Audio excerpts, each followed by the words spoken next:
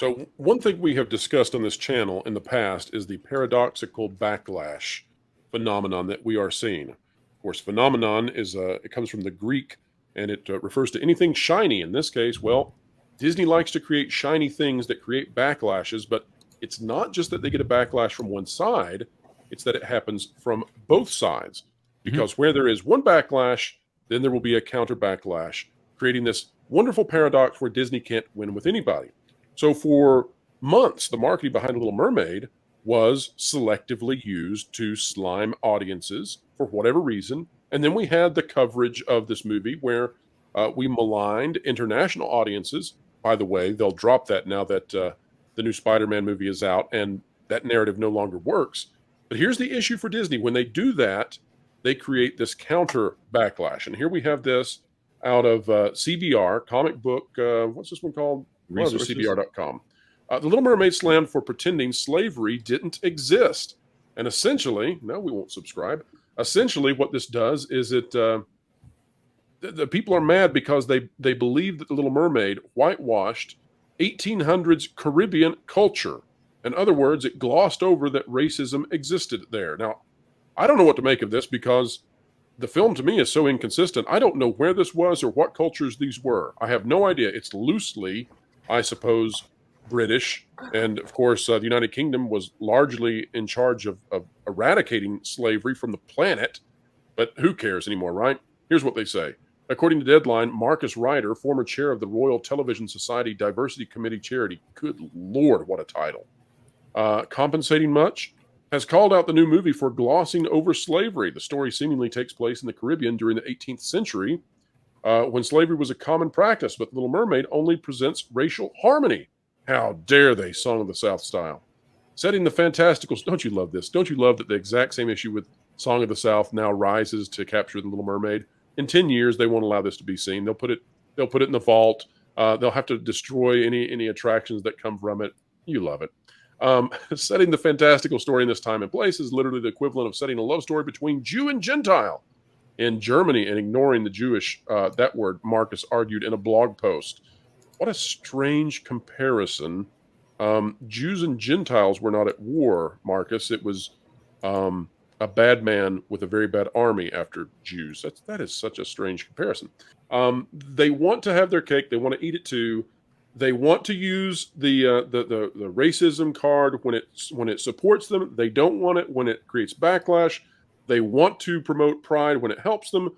They don't where it's not allowed or when they think it'll create bad PR. What in the world? Like, are people catching on to this by now? I think that they are. I mean, you have to be pretty blind or really snorting the pixie dust to not see what's going on here. I had the pleasure of going back and watching The Princess and the Frog film. Great movie. Good one. Oh my gosh. I loved having fun watching that and the themes with what they were pushing of family, And of hard work. Yes. Hard work, family, friendship, all Yeah. of that. And the theme around food bringing people of all walks of life together. So Now, racist. contrast that. I know, Responsibility happy is birthday, right? racist. Yeah, this is It's racist. such a shame that was never part of the marketing campaign originally, because I was in Hollywood at the time when that movie came out, and all it was the first Disney Black princess. Yep. I talked about that Sunday. That That's what was drove me that nuts was about it. That Yeah. was it. And I was just like, that really didn't bother me because it was like it was pretty darn factual. It's the first one. Okay, Yeah. cool. And thankfully, Disney kept their mouths shut. They weren't buying into the press about, well, how come you're not doing this? And she doesn't look dark enough. And they're like, shut up. We just did the movie and put the movie out. So that didn't bother me that it was the quote unquote first Black princess. It's kind of like, okay, just acknowledge what it is, which is what they did. And then they just put the movie out, which was perfect. Now, contrast that with the front loading of The Little Mermaid with live action. We've seen this move before. We saw it with Moses Ingram and Kenobi.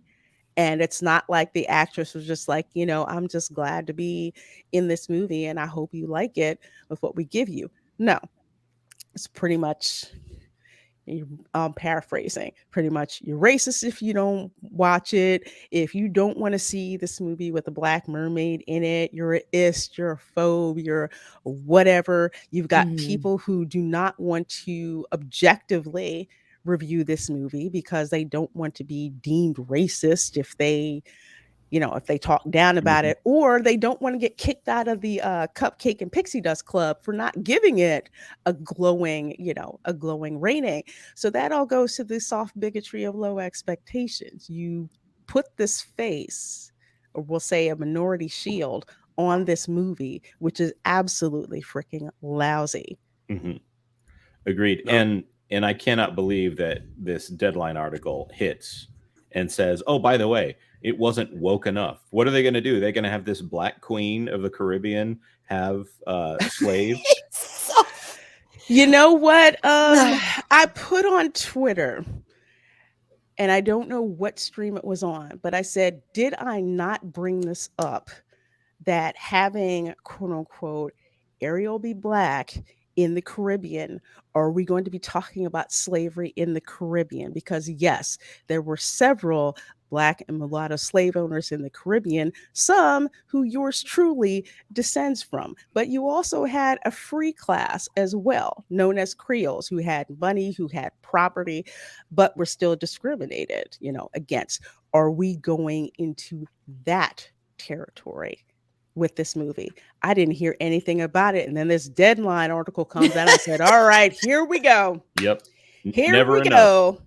Never Well, enough. and they're just making problems for themselves because in the original Little Mermaid, I should say the Disney original, the animation one. Yeah. He's not even in the Caribbean. He's in the Mediterranean. Yes. Why did they just keep him in the Mediterranean? What? I'm like, why is it not just keep it where I think it was the south? I want to say the south of France, just because here a version was saying La Poisson. Yes. Yes. Oh my God. I'm just like, it's got to be, south of France, that way, Côte d'Azur, that kind of area. I said, okay, that totally freaking makes sense. It completely makes sense. But Caribbean, you got Caribbean in the 17th century. You got problems. And what I can't believe, or I guess I can, considering that, the Splash Mountain reboot is going to be based on a salt mine that was worked by actual slaves, they didn't see this problem. They couldn't freaking see this.